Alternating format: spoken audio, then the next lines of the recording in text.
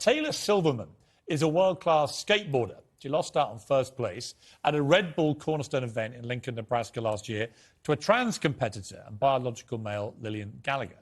And she felt robbed, but she stayed silent until now. And then this week, she took to Instagram to call out Red Bull for allowing trans athletes to compete against biological women. In the post, she said, "I deserve to place first, be acknowledged for my win and get paid. I reached out to Red Bull and was ignored. I'm sick of being bullied into silence."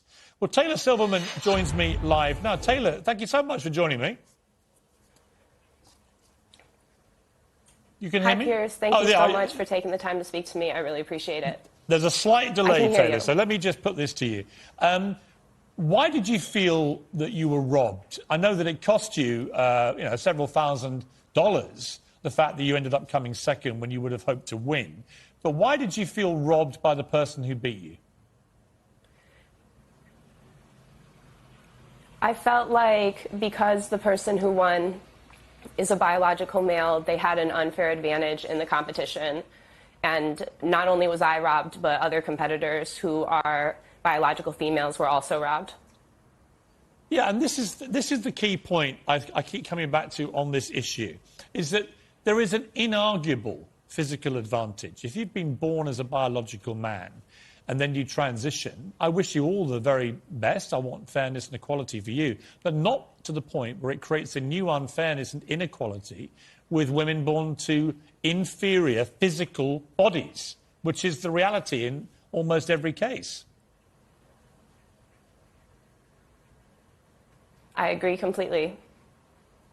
When you found yourself competing in this particular competition and you realised that you were not going to win, how did it make you feel? And how did it make the other female competitors feel, especially those who didn't get, in the end, any prize money?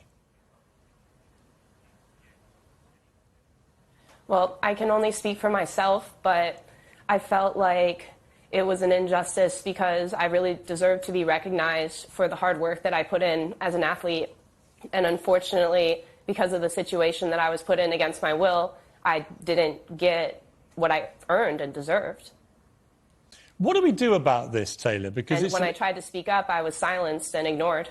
Right, and we've heard from Red Bull tonight. They're apparently going to reach out to you again. But I've been trying to work out how we resolve this issue. And it seems to me you either are going to have a separate category for trans athletes, that trans women compete against other trans women, or that trans women continue to compete against men, given that they're originally biological men. What do you think is the fair way to resolve this?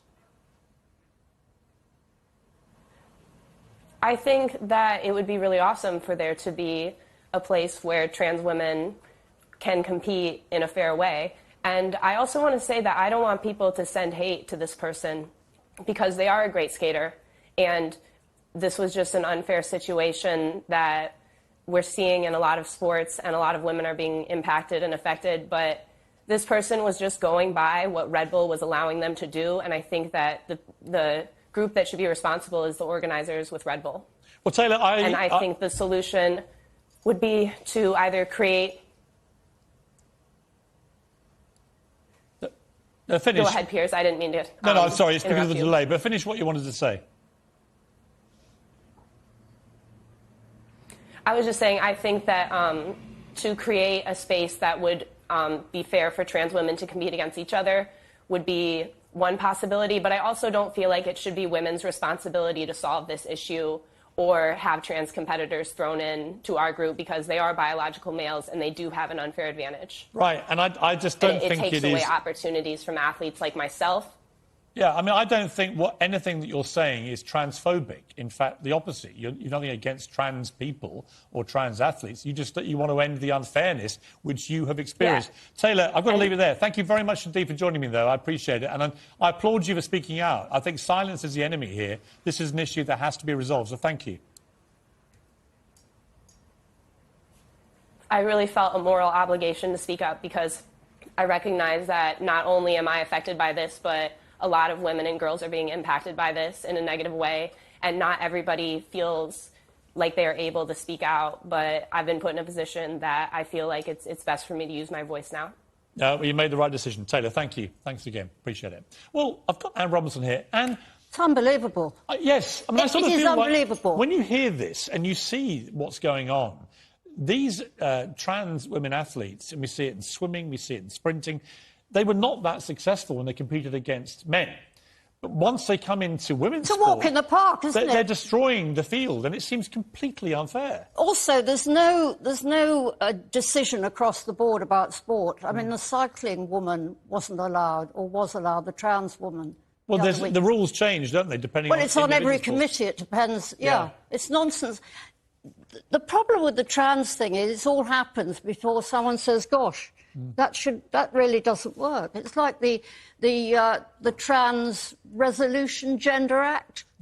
I have worked out, OK, here's an advantage. If you decide that you're trans and you're posh and the property is going to the male in the family, otherwise the whole estate goes right to the cousin, then you can say, I'm trans, I can keep the estate. Well, this is... Is that possible? I don't see why not. Well, I do think Martina Navratilova said, you know, that the number 300 male tennis player, if he wanted to transition either legitimately or to cheat, could do so without having any surgery and would just reduce their testosterone level but not their physical body mass and become the greatest tennis player in history on the women's side, and then 3 years later go back to... Are you interviewing me or am I interviewing you? Because you're doing all the talking. OK, can I just... No, let me say something. Say something.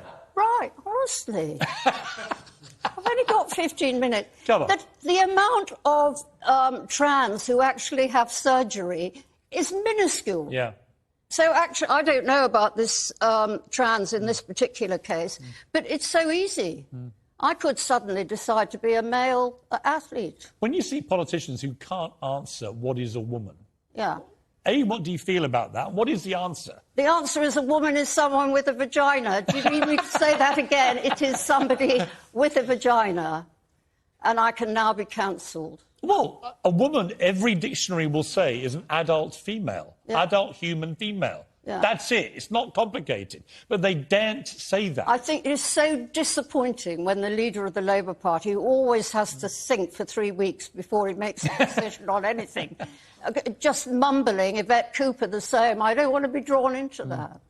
It is so unfair. It is the first time we've never been able to have a debate. You and I are having one here. Yes. Because we're fearless. Yes. But name me when the last debate was on the BBC about trans. Well, when you see what happened to J.K. Rowling, this is what puts people off, because, you know, she's been absolutely terrorised. Yeah. I interviewed a trans activist this week, and, well, I'll play a little clip of just to remind the viewers of what happened, but it was a pretty unpleasant experience.